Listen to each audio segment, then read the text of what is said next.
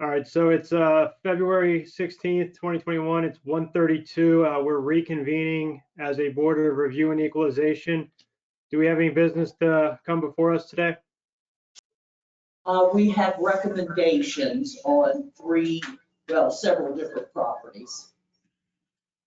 Okay, so we can start and go through them each. Mutual agreement. Read it. So we can't see you, I don't think. Can you see them, Jane? This is June from one of the appraisers from the assessor's office. Okay, we just can't see you all. That's.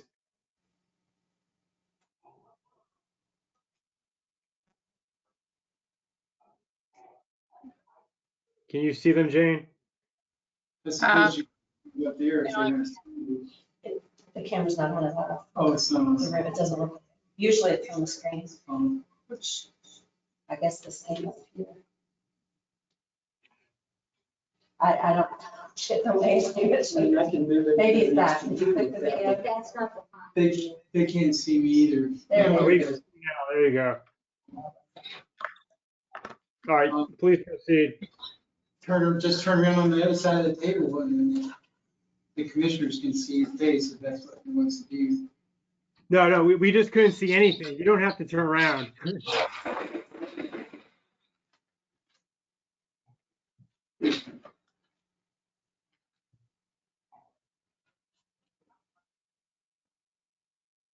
Okay. Okay. All right, my name is June. I'm one of the appraisers for the Jefferson County Assessor's Office. We have a mutual agreement with a couple of property owners. The first one is Potomac 2017 LLC, which is the Coles at the Potomac Marketplace. If they hit the internet as a board review, Josh did, I believe, yes. did y'all vote? We didn't vote. Okay. Josh, should the commission move to go into session as board of review first? See, Nathan, don't we recessed, so we just reconvened. Aren't we still open, or do we have to reconvene every time by a vote? All right. So I think we just recessed and I just brought us back. All right. I just, I'm picky, but that's good. All right. Okay, as far as the Coles, like saying the Potomac Marketplace, we took a look at the land. There is an area of land that is undeveloped and not being used at this time. And we decided to reduce the land based on that. Also looking at the square foot price in comparison to other large retail businesses, we felt that was slightly on the high side. So we brought the building down also. The appraisal on it is $15,699,000. Coles. You're not looking at Jefferson. I'm sorry. Yes, you are. Yes, I am. Excuse me. Let me read the totals again. The current appraise is $7,890,200. We are reducing that to $6,650,600, which is a reduction of $1,239,600.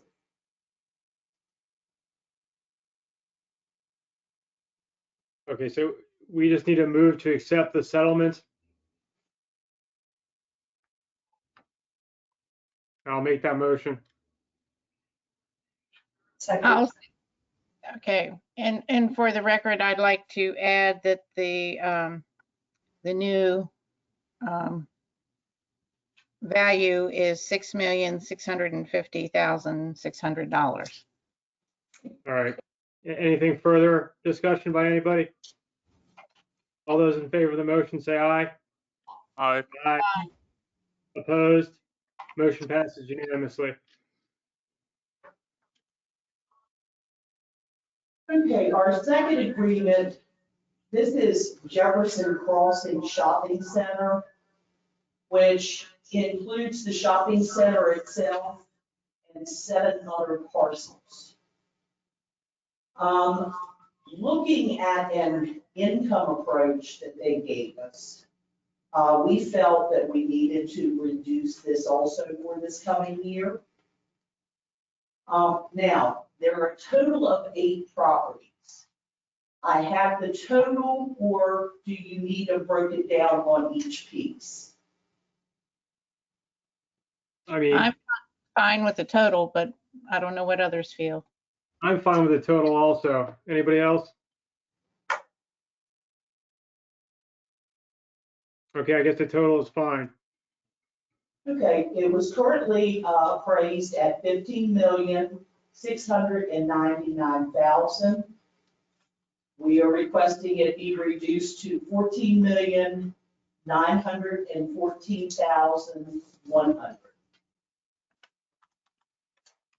That is a reduction of $784,900. I'll move we accept the settlement for reduction for Jefferson Crossing Shopping Center. The final amount is $14,914,000. No, well, let me start this again. $14,914,100. I'll second that. Any further discussion on this? All those in favor of the motion say aye. Aye. Opposed? Motion passes. And then one more we have, I guess. Yes, I have one more that a property owner actually sent us a Jefferson County Health Department denial. There are 2 lots in Spring Valley subdivision. There's a lot of rock and problems with the lots. So the health department is telling the owner that they need both lots for a single building site. And at this point, they will not allow them to do a 3-bedroom home. It has to be less than 3 bedrooms. They're not saying it's not buildable, it's just that they cannot build what they had originally planned. What we're doing is we're looking at it as a single building site and actually bringing the value down slightly because of the restrictions on the lot.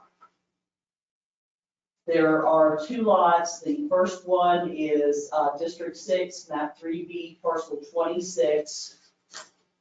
The current appraised on that is $56,700.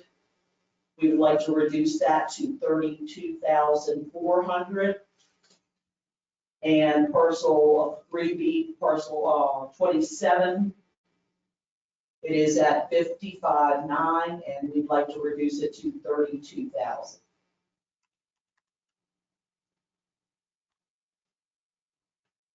Okay, so I'll go ahead, Commissioner Tab. Now, I was going to say that's reasonable if they can't get septic without combining the lots. So parcel number 26, final settlement for that value is $32,400, and parcel number 27, final value would be at $32,000. I'll second that. Any discussion on this? All those in favor of the motion say aye. Aye. Opposed? Motion passes. Is there anything else to come before us today? Yes. We have the question of the continuation of the appeal. We do have the question about the continuation. For Mr. Taylor. Commissioner Compton, can you hear me okay? Yeah, I can hear you just fine. All right. It's my understanding that that the taxpayer David Tabb had filed an appeal earlier, but he had also instructed the assessor to not proceed because at the same time he had filed an appeal, he had also written a letter to the governor, and he instructed the assessor to not proceed until the assessor heard from the governor, or the commission did. So, Nathan, has the assessor heard from the governor yet? No. However, yesterday, he apparently sent an email to Ms. Banks yesterday at 3:40 p.m. that states, "I have received and registered for my board hearing for February 16 at 1:30 to 4 p.m. But I have a conflict with scheduling. I cannot attend this hearing on this date. Can you please reschedule and forward me the new time and date for a hearing? I also do not have any means other than by telephone or in person to attend a board hearing." And apparently, Mr. Tabb sent this email in response to the general alert that Ms. McDonald sends out, giving a link to the hearing for interested party. Mr. Tabb was not scheduled for a hearing today or at any time, based on his request that he not be scheduled until he heard from the governor.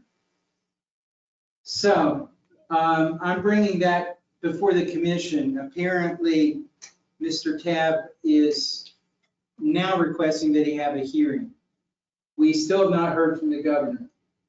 So I guess, should we wait until we hear from the governor? And what if we don't hear from the governor? Does Mr. Tabb still request the hearing even though we don't hear from the governor? I have no idea, and I don't know if that's what he means by this email. I'm just bringing it to your attention. It is, the board anytime up until the actual statutory close of the board proceedings, I suppose, could schedule a hearing. So it is within the board's power to schedule another hearing date for Mr. Tabb if the board chooses to do so, and notify him of that hearing date and time. So, Mr. Cochran, so my question is when was our proposed next Board of Review and Equalization supposed to be? I don't have it on my schedule. There is none. Typically, we would conclude sine die today. This is the earliest day that we can conclude. And Ms. Banks, correct me if I'm wrong, is that correct? Yes, that is correct. However, we have I suppose, a conflicting request from the taxpayer, who now is saying that he wants to have a hearing, although he's previously instructed us to not have a hearing until we heard from the governor. And I'm just generalizing that statement. I don't know his exact words, but it was worse than that. What does everybody think? I mean, here, I want to make sure that Ms. Banks can hear from the governor if that's what Mr. Tabb wants to happen. But if he still wants a hearing without hearing from the governor, he should be afforded that opportunity, perhaps. What does everybody think here? Well, just for the record, I'm just listening. I will not participate in any debate or vote since conflict of interest with a family member by marriage. Duly noted, Ms. Tabb, or Commissioner Tabb. I think we should, I'm inclined to sign off, sine die today. I want to make sure we address these issues and don't run into any problems. Well, any other commissioners have any thoughts on this?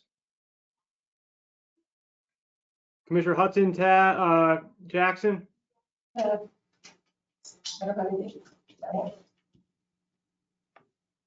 So his specific request was to schedule another hearing. Commissioner Compton, if that's what the commission chooses to do, then would the commission just set another hearing date on Thursday and ask Ms. Banks to notify Mr. Tabb of the date and time of the hearing? I think that's the prudent thing to do, 1:30 Thursday, and let Mr. Tabb know that we still have yet to hear from the governor. So we need to make that point very clear. Are there anybody have an issue with that? I'm not hearing anybody. Commissioner Hudson? Nah, no issues. I don't have any Back- issues. So let's, we'll recess today, reconvene at 1:30, and please contact Mr. Tab and see if he's available for that. But again, we have not heard from the governor yet. Is that okay, Ms. Banks? Yes, yes. All right, so is there any further business to come before us today? No, nothing more today. So we'll recess until February 18th, Thursday at 1:30 PM.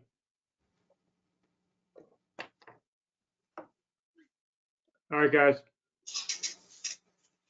You're on mute, Jane. And I apologize for turning Thank that off. See you later. We have to deal in these trying times, right? Pretty much.